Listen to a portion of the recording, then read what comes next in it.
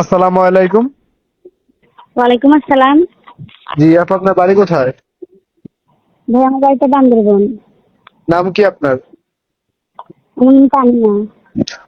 তানিয়া আপু, যে ফটোটা পাঠাইছেন এটা কি আপনার? জি, এই ফটোটা আমার। মাশাআল্লাহ, দেখতে খুব সুন্দর। বিয়ে শাদী হয়েছিল?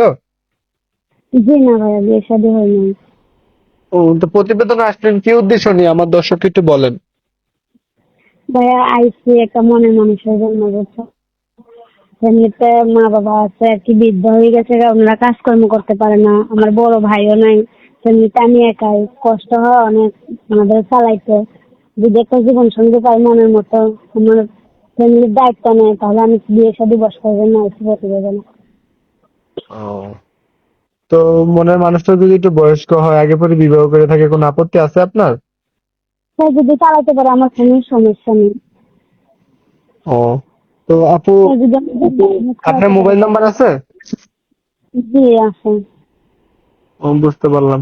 তো ঠিক আছে আপু, আপনার নাম্বার এবং কি ফটো আমি ভিডিওর স্ক্রিনে দিয়ে দেবো। যদি কোনো দর্শক আপনার সাথে কথা বলতে চায় অথবা সম্পর্ক করতে চায়, আপনার কথাবার্তা বললেন। কপাল ভালো থাকলে মনের মানুষ পাইও যেতে পারেন। আচ্ছা ঠিক আছে।